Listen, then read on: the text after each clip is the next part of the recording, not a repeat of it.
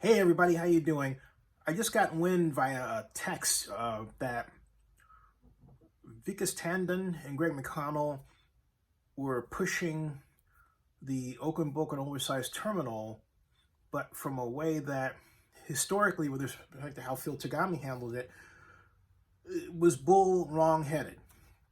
Let's recap. First of all, the Oakland Oversized terminal was an idea out of the head of Phil that goes all the way back to the 1986 Bay Area Seaport Plan. And that plan recognized that the San Francisco Bay Area was lacking a bulk terminal that could handle commodities in bulk like sulfur, for example, and iron ore and coal.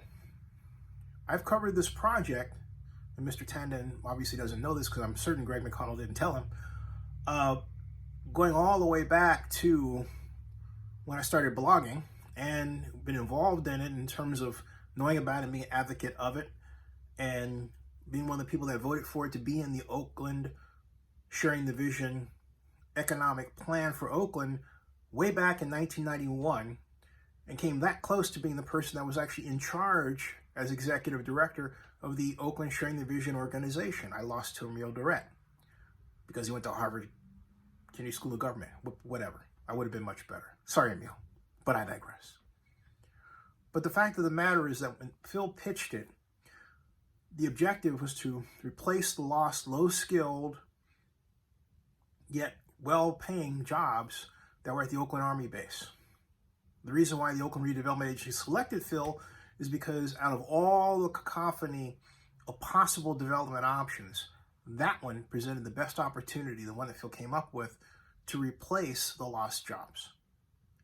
But Phil was also mindful of environmental concerns and worked to find a partner that would fashion a shipping method using covered coal containers, which are available. Don't let anyone else tell you otherwise. They're fools if they try to.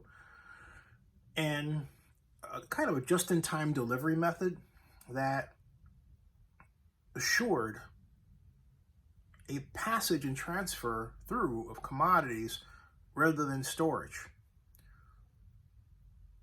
So what happened was that the city in 2013, via Betsy Lake, who is now Deputy Assistant City Administrator, signed a due diligence and development agreement with Phil's California Capital Investment Group, to build the Oakland Bulk and Oversized Terminal. But it was stalled when Tom Steyer, who later ran for president, former coal investor, came along, poured roughly something like $7 million total into California politics, legislation, all to the eye of quite literally steering the focus of the legislature toward green alternatives and renewable energy. And by all accounts, he has succeeded. And at the same time made a kind of a better playing field for his investments in renewable energy. But that's another story. Phil, aware of those changes, made certain that the project, the Oakland Bulk and Oversized Terminal, was more than environmentally sensitive and jettisoned his first partner because they lied about wanting to use covered cold cars. That was Kinder Morgan. He eventually settled upon working with John Siegel and his Insight Terminal Solutions organization, of which has been a Zenny 62 Media client. Anyone following us knows that. In fact, I wanted to have Zenny 62 Media as their client because I've always believed in the project. Still do. I'm not under, or Zenny 62 Media more accurately, isn't under any agreement with Vikas Tandon or either Greg McConnell, just to get that out of the way. I object to the way this approach is being handled because of the climate. Well, let's review. we're already talking about a sea level rise problem that we have to deal with both at Howard Terminal and, more importantly, because it's much larger, in East Oakland. Why? Warming due to ice cap melting. Now, was that caused by fossil fuels? I contend it wasn't, because if we reach zero emissions, the problem isn't going to go away. Ladies and gentlemen, the problem is that we have too many people on this planet, and the problem is not going to get any more, we're not going to reduce, it's only going to get worse as we move through time over the next 20 years. In other words, we got to work on population control in terms of rate of growth in the future. Where we are really was started 20 years ago. That's right. The lag impacts regarding climate change are 20 years long. 20 years long. We have, as you know, dramatically greater warmer temperatures in areas. Look at Las Vegas, for example. So you're aware of the problem. So it's a good idea, even if we reach zero emissions and, hey, the problem doesn't go away, to at least try and reach zero emissions first, or get as close as we can as a world.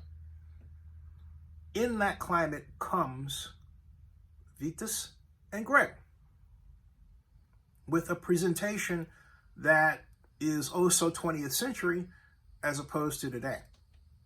It's disappointing.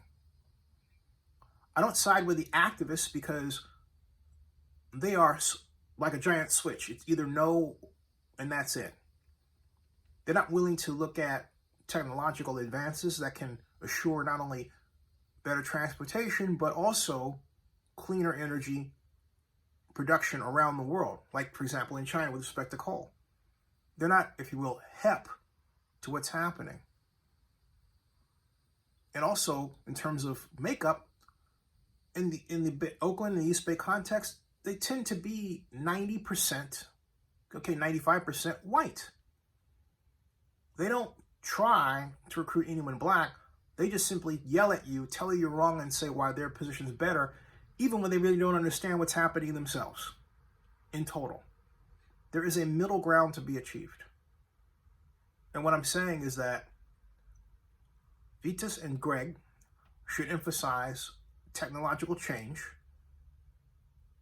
emissions reductions, and look at the project and say, hey, look, we understand your concerns.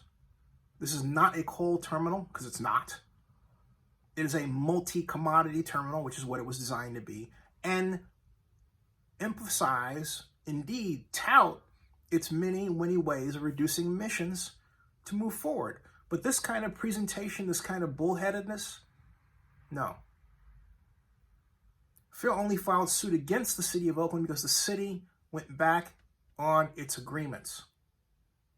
It pulled a no-no. But now, just when you have a number of people really concerned about what's happening around the world, globally, with respect to climate change, and when you have the opportunity and the avenue to really do something innovative within that, here comes this other approach that Greg and Vikas present. It's not the right approach. Subscribe to Zenny62 and bookmark oaklandnewsnow.com.